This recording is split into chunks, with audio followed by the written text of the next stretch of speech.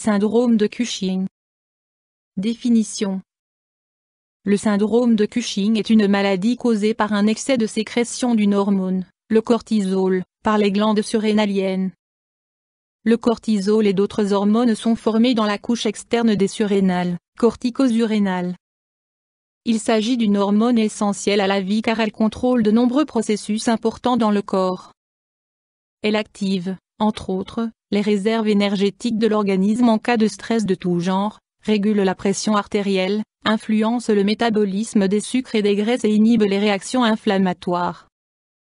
La quantité de cortisol est régulée de façon précise selon les besoins du corps et cela grâce à un circuit de régulation contrôlé par deux hormones de commande provenant du cerveau. L'une de ces hormones, l'ACT, adrénocorticotropes hormone, est formée par la glande pituitaire, hypophyse. L'autre hormone se nomme la CRH, corticotrope reling hormone égale hormone stimulant le circuit de production du cortisol, et est produite dans l'hypothalamus. Le circuit de commande fonctionne de manière similaire au thermostat du système de chauffage d'une maison régulant la température ambiante.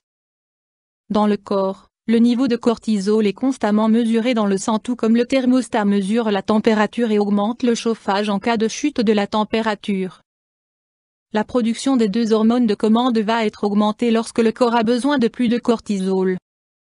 En revanche, si le niveau de cortisol est suffisant, les organes de contrôle vont réagir en conséquence et ainsi réduire la production des hormones de commande.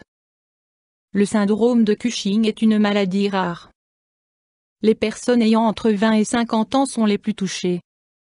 Toutefois, les enfants et les personnes âgées peuvent aussi être atteints. Causes. Les causes de la production excessive de cortisol dans le syndrome de Cushing sont diverses. Cause la plus fréquente, adénome hypophysaire, tumeur bénigne égale adénome, de la glande pituitaire, qui produit une quantité excessive d'ACT. D'autres doses thérapeutiques de cortisol sur le long terme, par exemple en cas de maladie chronique inflammatoire intestinale ou d'asthme bronchial, peuvent engendrer un syndrome de Cushing comme effet secondaire au traitement. Causes rares. Augmentation anormale du volume des glandes surrénales, hyperplasie surrénalienne, tumeur surrénalienne ou tumeur de l'hypothalamus. Troubles, symptômes. La silhouette des personnes atteintes d'un morbus Cushing est très caractéristique, accumulation de graisse disgracieuse au niveau du tronc, obésité tronculaire, de la nuque bosse de bison, et du visage face lunaire, en revanche les bras et les jambes restent fins. Modification de la peau. Peau fine comme du papier, tendance à l'acné cortisol-acné, hémorragie mineure ponctuée sous la peau, rougeur de la peau du visage, vergetures rosées à niveau du ventre, du bassin et des fessiers, semblable aux vergetures de grossesse, augmentation de la pilosité du corps de la femme. Autres symptômes possibles d'un morbus Cushing, fonte des muscles. Augmentation du cholestérol. Troubles du métabolisme des sucres, pouvant causer du diabète. Diabète mellitus. Hypertension artérielle. Ostéoporose, diminution de la masse osseuse. Examen, diagnostic. Suite à l'inventaire des plaintes actuelles, anamnèse, la silhouette caractéristique et le premier examen physique détaillé, le médecin peut déjà émettre l'hypothèse d'un syndrome de Cushing. Différents tests hormonaux doivent ensuite être effectués afin de confirmer l'hypothèse. Les deux tests hormonaux suivants confirment le diagnostic du syndrome de Cushing, mesure de la quantité de cortisol dans les urines récoltées au cours des dernières 24 heures.